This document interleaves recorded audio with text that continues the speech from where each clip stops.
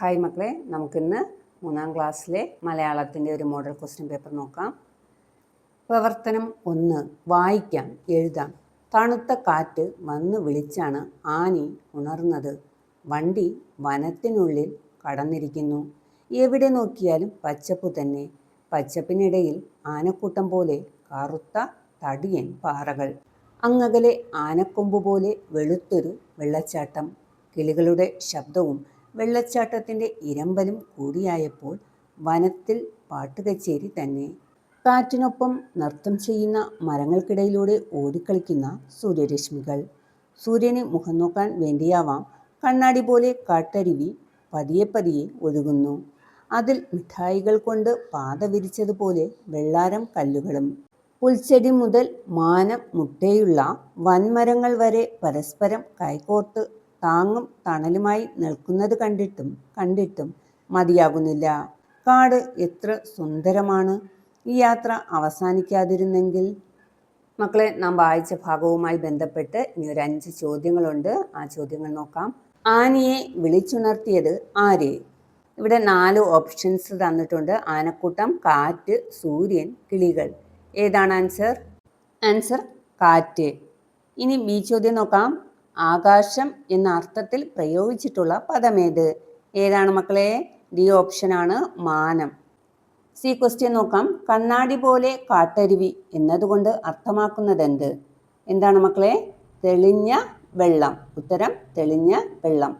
D question നോക്കാം. വനത്തിൽ പാട്ടുകച്ചേരി നടത്തിയത് ആരെല്ലാമാണ്? കിളികളും വെള്ളച്ചാട്ടവും. അവിടെ എഴുതുക, കിളികളും വെള്ളച്ചാട്ടവും.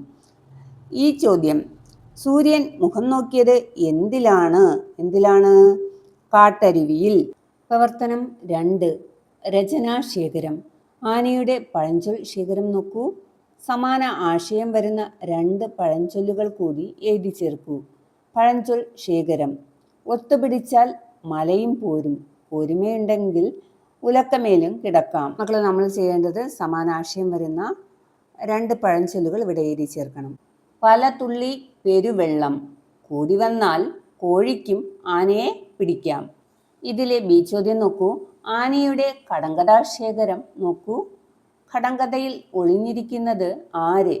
രാത്രി പൂക്കും മുല്ലയ്ക്ക് 12000 പൂക്കൾ. എന്താ ആൻസർ? നക്ഷത്രങ്ങൾ. അടുത്ത്, പഞ്ഞി പോലെ വെളുത്തിട്ട് മഴയ്ക്ക് മുമ്പ് കറുത്തിട്ട്. അതിൻ്റെ ഉത്തരം നാം അവിടെ എഴുതണം. എന്താ ഉത്തരം? മേഘം.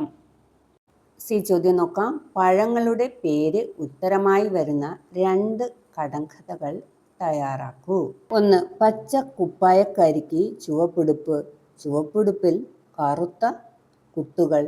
ഞാനാര്? തണ്ണിമത്തൻ. അടുത്തത്, തോലുരിഞ്ഞാൽ വെളുത്ത പഴം, കൂട്ടിൽ തൂങ്ങും മഞ്ഞപ്പഴം. ഞാനാര്? ഉത്തരം വാഴപ്പഴം.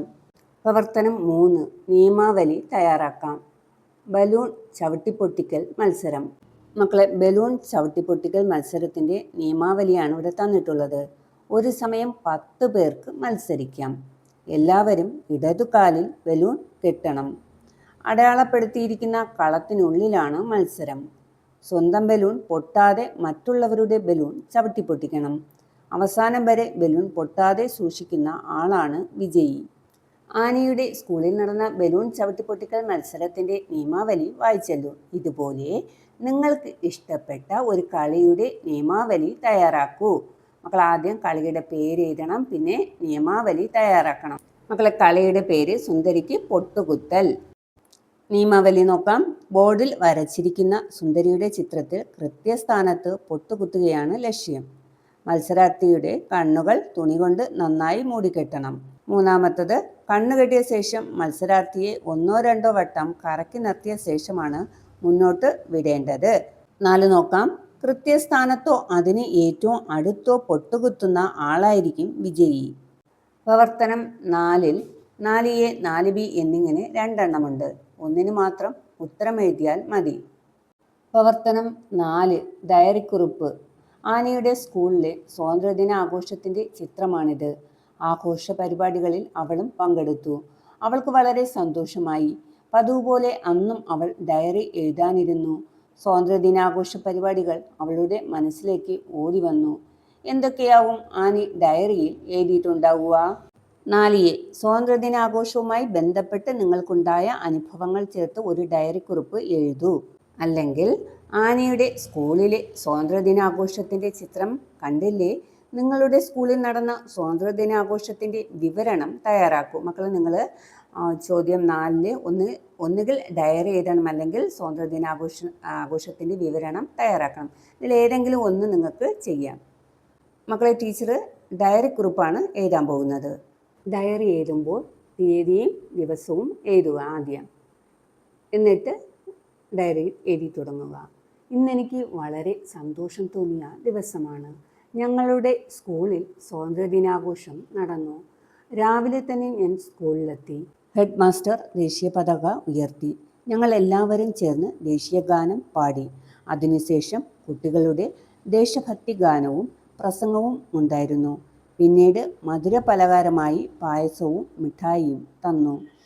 കൂട്ടുകാരോടൊപ്പം സന്തോഷത്തോടെ കളിച്ചാണ് ഞാൻ വീട്ടിലേക്ക് മടങ്ങിയത്. ഇന്നത്തെ ദിവസം എനിക്ക് ഒട്ടും മറക്കാൻ കഴിയില്ല. പ്രവർത്തനം 5-ൽ 5A 5B എന്നിങ്ങനെ 2 എണ്ണമുണ്ട്. ഒന്നിന് മാത്രം ഉത്തരം എഴുതിയാൽ മതി. പ്രവർത്തനം 5 പോസ്റ്റർ അല്ലെങ്കിൽ ആശയപ്പടം. 5B പത്രവാർത്തയിലെ ചിത്രം കണ്ടില്ലേ? യുദ്ധം വരുത്തുന്ന നഷ്ടങ്ങൾ ഉൾപ്പെടുത്തി ആശയപ്പടം വികസിപ്പിക്കൂ. ഇവിടെ യുദ്ധം എന്നെഴുതിയിട്ടുള്ള ഒരു പദസൂര്യനാണ് തന്നിട്ടുള്ളത്. അപ്പോൾ യുദ്ധം മൂലം എന്ത് സംഭവിക്കും? ആളുകൾ മരിക്കും, കൃഷി നശിക്കും. ബാക്കിയുള്ളത് നാം എഴുതി ചേർക്കണം. ഒരു 5 പോയിന്റ് കൂടെ നാം എഴുതി ചേർക്കണം.